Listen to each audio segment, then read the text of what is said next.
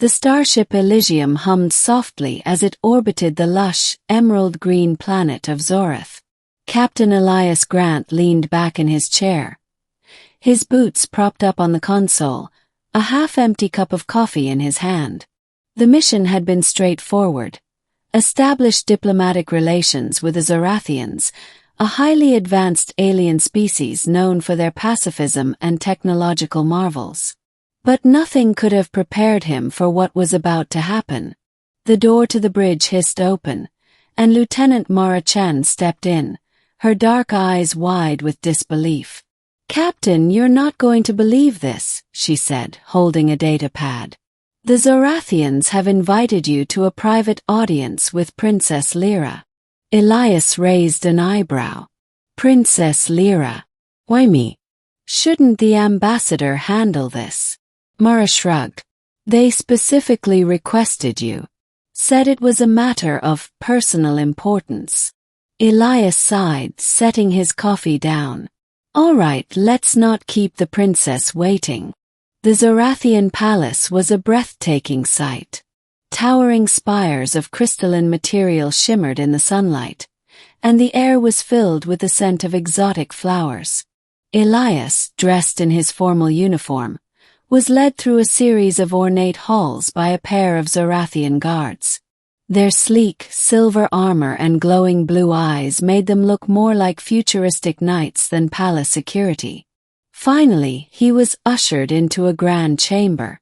The walls were adorned with intricate carvings, and a soft melodic hum filled the air.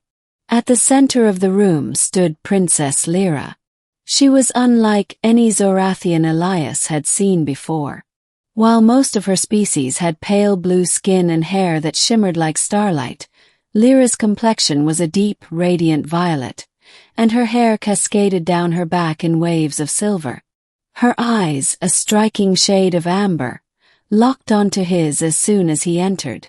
"Captain Elias Grant," she said, her voice melodic yet commanding. "Thank you for coming."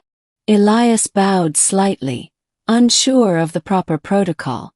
"Princess Lira, it's an honor. How may I assist you?" Lira stepped closer, her gaze never leaving his.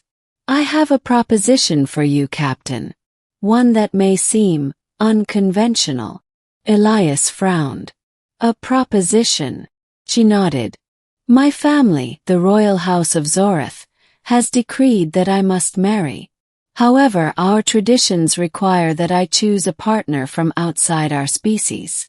Someone who embodies strength, honor, and compassion.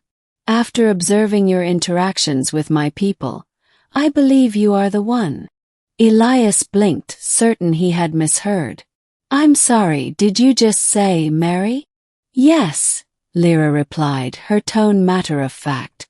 "My family wants us married, Captain Grant." "And I agree."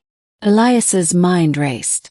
This had to be a joke or some kind of diplomatic test. But the look in Lira's eyes told him she was deadly serious. "Princess, I'm flattered, truly. But we've only just met. And I'm human. Surely there are others." "There are no others," Lira interrupted. "You are unique, Captain.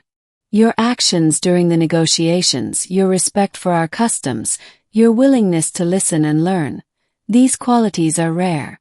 My family believes you are the key to strengthening the bond between our species." Elias ran a hand through his hair, trying to process the situation. "Princess, I don't know what to say. This is a lot to take in." Lira's expression softened. "I understand this is unexpected. But consider the benefits. Our union would solidify the alliance between Earth and Zorath. It would ensure peace and prosperity for both our peoples." Elias sighed, his mind a whirlwind of thoughts. On one hand, the idea of marrying an alien princess was beyond anything he had ever imagined. On the other hand, the implications were staggering. He would be giving up his life on Earth, his career, everything he had worked for. "What about love?" he asked finally. Marriage is about more than politics. It's about connection, partnership. Lira tilted her head, studying him. Love can grow, Captain. And I believe we are compatible. But if you require time to consider my proposal, I will grant it. However, I must have your answer before the next lunar cycle. Elias nodded, feeling the weight of her words. Thank you, Princess. I'll think it over. Back aboard the Elysium, Elias found himself unable to focus. He replayed the conversation with Lira in his mind, trying to make sense of it. Mara noticed his distraction and cornered him in the mess hall. All right, Captain, spill it. What did the princess want? Elias hesitated, then sighed. She proposed to me. Mara's eyes widened. She what? Yeah. Apparently, her family wants us to get married. To strengthen the alliance. Mara burst out laughing. Oh, this is rich. The great Captain Elias Grant, married to an alien princess. I can see the headlines now. It's not funny, Mara, Elias said, though a small smile tugged at his lips. This is serious. If I say yes, it could change everything. Mara's laughter subsided, and she gave him a thoughtful look. Well, do you like her? Elias shrugged. I barely know her. But she's impressive. Intelligent, strong, beautiful. And she seems to genuinely believe this is the right thing to do. Then maybe it's worth considering, Mara said. I mean, how many people get the chance to marry a princess and save the galaxy at the same time? Elias chuckled. When you put it that way. Over the next few days, Elias spent more time with Lira. They walked through the palace gardens, discussing everything from their respective cultures to their hopes for the future. He found himself drawn to her intelligence and grace, and the more time they spent together, the more he began to see the possibility of a life with her. Finally, the day came when he had to make his decision. Lira met him in the same grand chamber where they had first spoken. Have you reached a conclusion, Captain?